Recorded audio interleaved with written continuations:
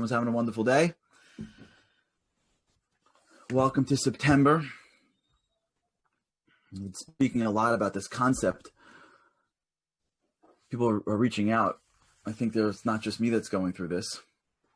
This idea of don't think it until someone says it. This concept of not trying to figure out what is in someone else's head as just a practice and as a condition for us to be working on in our lives. So I've been getting a little feedback with this with different questions. I want to start to hit a little bit of it today. Someone emailed me yesterday saying, isn't it selfish to think that whenever someone's in a bad mood, they're thinking of you? And the answer is, to some extent, yes.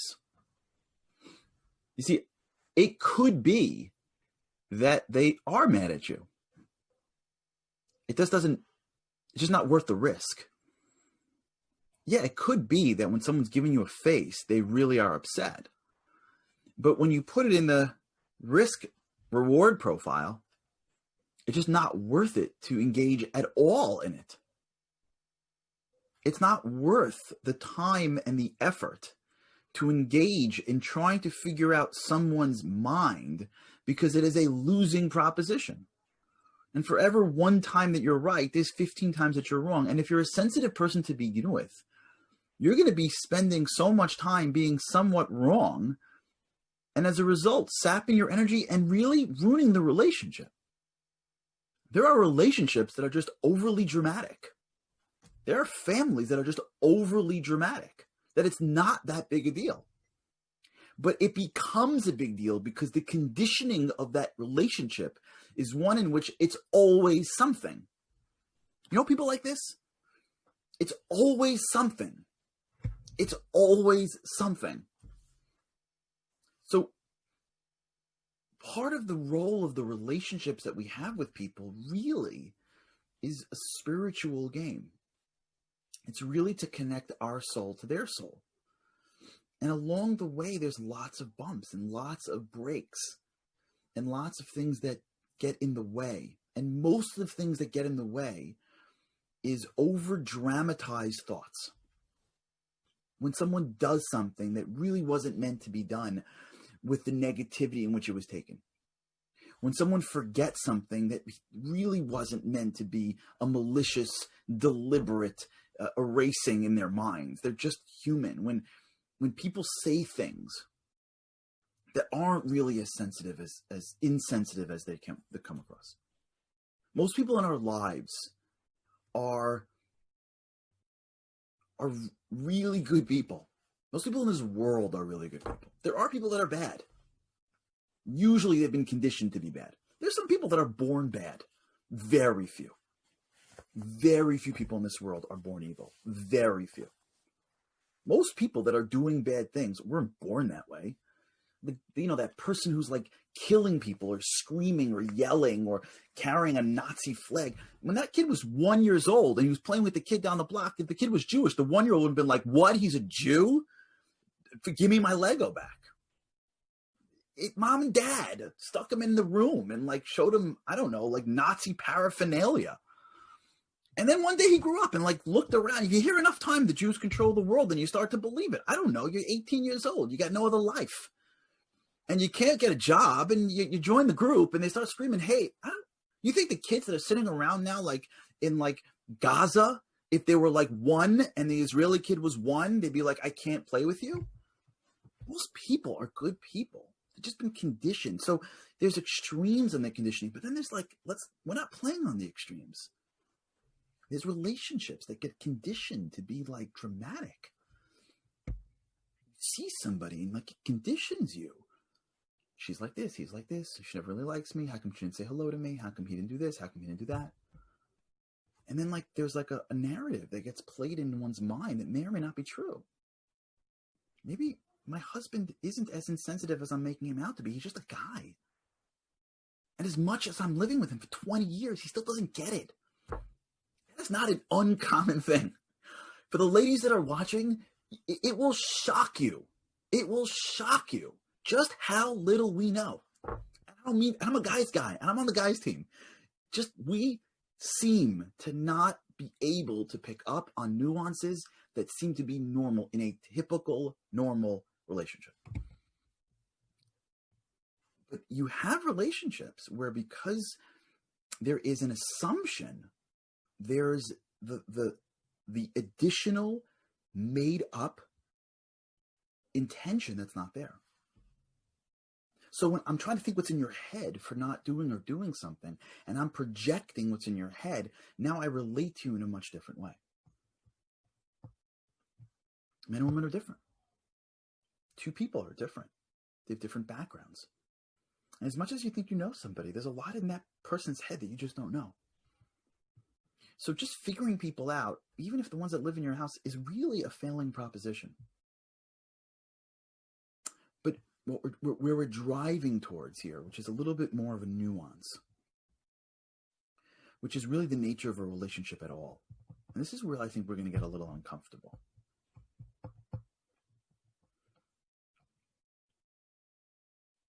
I don't think the world really gives us the information we need to have great relationships. I was on the phone with someone the other day about sort of the world itself and the secular world and relationships, and this individual was giving me, like, he's dating and great guy, like, and I was trying to, like, explain to him that, like, the prisms that you're using to relate to the girl you're dating really is a very secular mindset. I don't think the secular world has a great track record for relationships. It's not like America's got like a 95% happy marriage rate. Like, I don't even know the stats. Andy probably knows what is happening on the level of just basic relationships in America. Divorce and adultery and unhappiness. Like, I'm not sure that, like, and we have a great country, right? We're living in freedom. Okay, there are some bumps, but, like, for the most part, this is an incredible existence that we need to be thankful for. We fetch a lot, but, like, in history, like, we're living, like, a life that nobody would have dreamed of 150 years ago, and that we need to thank God for. So we're not, like, living, like, in the middle of, like, wars and pogroms, but the world around us doesn't really give us the culture of great relationships, which makes no sense, because it should, right? You know, dad's not waking up at 4:30 to go to a factory for 15 hours, inhaling asbestos, coming home, having 10 minutes to eat, like, the bread and water, of which Americans did 100 years ago, right? Life was in many cases incredibly more difficult, right? Little Johnny isn't going at 9 to the farm to pick whatever, right? We're living at a time where, like, we have much more time together. We're able to see each other. My grandmother, she should rest in peace, from Syria. I remember, I mean, like, I have aunts and uncles that live in Israel. They came from Syria to Lebanon. From Lebanon, the family split. So my grandmother sent away children to a different country. She didn't FaceTime them when they landed in Ocean Parkway. And there's still challenges, and I understand that. There's challenges by race. I'm not saying life is easy, but I'm saying life is easier. And even the challenges that we're all dealing with, there are challenges. Race is a serious issue. Even Judaism is a serious issue. There used to be, like, a Hebrew quotient. You know, Alan Dershowitz tells a story when he was interviewing, which I think for Sullivan and Cromwell. They're like, we'd love to take you, but we have too many Jews. Right? There's a reason why we have Long Island Jewish Hospital, because you couldn't be a doctor and work in North Shore. Like, we forget the fact that I'm not saying life is perfect here, and there's some serious race issues that we're still grappling with, but life has gotten a lot easier and better. Why haven't our relationships continued to increase? And the reason I believe is because we don't really have the proper perspective on relationships. The relationships that we're grappling with right now is a tinge transactional. We tend to overplay what we need from somebody in the relationship. And we don't fully appreciate that we really need a lot less from people than we think. Right? Let's take, like, the most typical giving relationship. Let's take a mom to a little kid, okay, or a dad to a little kid. You take a 9-month-old baby. It's a one-way relationship. 6-month-old baby. There's nothing going on, right? They're just learning how to survive. All that's happening is mom and dad are pouring into this kid. Kid gets a bottle or whatever and then throws a temper tantrum. They're not sitting him down and giving him a speech on like respect and gratitude, right? Like mom's not calling dad at work and being like, can you just believe it? Where did we go wrong? I mean, where did we go wrong with this one? Right? They don't really expect much from the 6-month-old. If you really delve into the life of the parents and the emotional health of the parents vis-a-vis the relationship with that 6-month-old kid, they're not really lacking emotionally. They may be lacking physically, maybe exhausting, maybe lacking socially, and maybe, unfulfilling from a social perspective to talk to a 6-month-old all day. But the young child to parent relationship is one in which there are no expectations of return. And you don't find, for the most part, if you take out social needs, intellectual needs, right? There is a sense I want to speak to people that can speak English back at my level, right? Exhaustion. You don't really find that parents of young kids are like, I am struggling in the relationship. I am unfulfilled as a young parent. There are issues with being a young parent. It's challenging, but usually the relationship, the unfulfillingness, the relationship is not there. Usually it is of the most fulfilling times for a parent. Parents always say, I miss it when they were little, including my mom. I miss them when they're little, including my wife. I miss them when they were little. You see mom saying this all, dad not so much. At least me, not so much.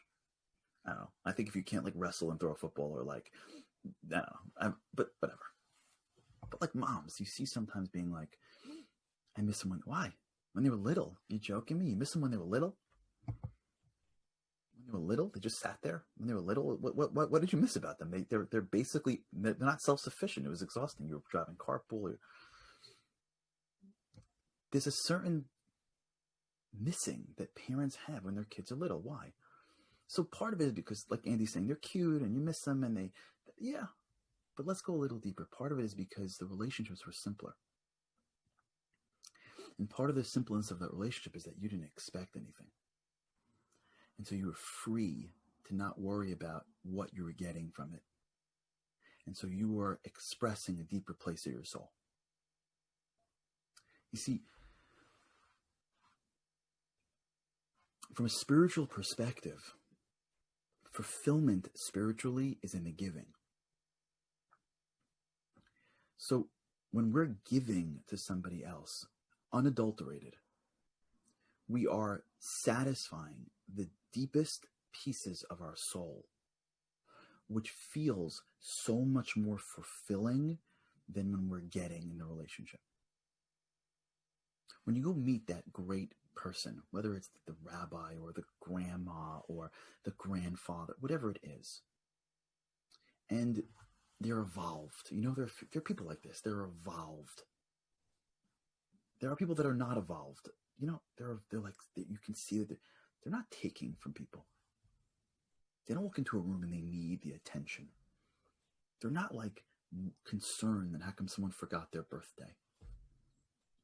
You see people like this who have developed in life to a place in which they don't really need anything from people anymore. They just want to give to people. They don't need the honor. They don't need someone to remember. They just want to be a giver. They take $1, they give it to the kids. They say how beautiful you look without anyone returning it. And I'm not saying that we don't need it in return. We absolutely do. What I am saying, and I want to delve into this, so if you're hearing this for the first time and it's uncomfortable, okay, well, that's what we do here in the morning. And stick with me next week as we unpack it more. But let's just get a little uncomfortable. I am saying that if, let's say, we need 20 units of attention and love from others, we think we need 100. Because we're in a world of transaction. And society has conditioned us to need in return. Society has conditioned us to live in the world of quid pro quo, which is you give me and I give you. There's an unfairness if I'm giving you too much value you're not giving me. And that impacts everything. It impacts how we deal with our adult or teenage children. It impacts our relationships. It impacts our friendships. It impacts, for sure, our business relationships. There is a sense of it's unfair if I'm not getting what at least I'm putting in. And that perspective keeps us alive. That's why we do it. It's survival. Because otherwise I would be, as we say in Yiddish, a shmata. And there are people that are shmatas, and it's wrong. I'm not saying that you have to go to the extreme. You're not a soul. You are a human being. But there is a middle ground between what society is telling us we need from everybody, what we actually need. It's like food. We can cut unless you're on a strict diet, I'm telling you now, I don't even know what you eat every day. I'm sure you can cut out 35% and not even wink. No question. What we eat on a daily basis, cut it by 35%, you're fine. You're fine. We consume so much that we just get used to the consumption. We get used to needing it. So we feel hungry because our body is conditioned to consume every 3 or 4 hours. I was talking to someone yesterday, and they're like, I'd love to watch The Boost. I'm like, oh, thank you. He's like, but I can't. I'm like, how come? He goes, who has 20 minutes? I'm like, what? Just say you don't watch The Boost. Who has 20 minutes? We are conditioned to not having a second. I'm like, you have 20 minutes. I'm not saying you need to watch The Boost, but I'm saying don't think you don't have 20 minutes. Like, you're not the president of the United States. You're not in the ER. But we've been conditioned to need to be stimulated and moving so many times an hour that we need so many things going on. We don't need it. We can sit and have a conversation with someone for 20 minutes. Nothing's going to happen to us. Thank you. Exactly. You make time for things that matters. My point is that a lot of what we are consuming, we don't really need. And the game isn't to go to nothing. That's not, at least, the Jewish approach to anything. That go give up money and go give up relationships and go... No. We don't live in the world of the sky. We don't live in heaven. We live in the world. But here's the game. Life is about using a scalpel. You have to start to carve and slowly move out. Do I need it? Do I need it? Do I need it? Do I need it? It's like you're Michelangelo. You're carving, you're shaving. Always trying to get tighter and tighter and tighter. Honing. One of the areas that we need to hone together is just how much I need in return from people. Just how much I need people to acknowledge me. Just how much I need people to tell me how great. Just how much I need from a relationship. How much do I really need? Because the more we realize that we need less than we think, the more we are free to give more than we otherwise would. By the way, that's how the relationship's going to get better. You'll end up getting triple in the end. But we can't think like that yet. You'll get much bigger. Meaning, you want to talk about the difference between giving and taking versus giving wholeheartedly. The person who gives wholeheartedly always wins in the end, but we can't think like that because that's taking. That's what we have to start to get into next week. How much do I really need from people? How much do I really need? And the less that I need from them, the more I am free to just give. I walk into a room and someone doesn't like me. Do I need them to like me? Because if I do, then now we're in like a transactional relationship. But if I don't, it's not going to lead me to leave. It's going to actually lead me to be more of myself and to give more. And to actually show them through being the role model for them what it means to just relax and give. Now, this is a lot, I think, at least. Maybe it's obvious to other people. Don't talk about it with God's help. Tomorrow we have our Q&A. Any questions that you still want to throw in, charlie@charlierari.com. And I really appreciate the whole week. Is it Thursday? Andy? Is today Thursday? Yes, right? Tomorrow's Friday, right? Okay. I believe it is. Okay. Yeah. It's amazing how quick the weeks go. All right, everybody. We're on, even though it's Labor Day weekend. So if you're out there enjoying, God bless you. Enjoy, and I hope you see it on demand. If you're going to be with me, we'll be Sunday, Monday. We don't think, I don't know. God's help. Why not? Let's just rock and roll. Every day's a chance to get a little bit better. Thank you, everybody. Have a great, awesome day. Try this today, a little bit today. Try to shave off a little bit. Try to shave off a little bit of need emotionally. Give a little bit more. And with God's help, I cannot wait to see you again tomorrow. Have an awesome day.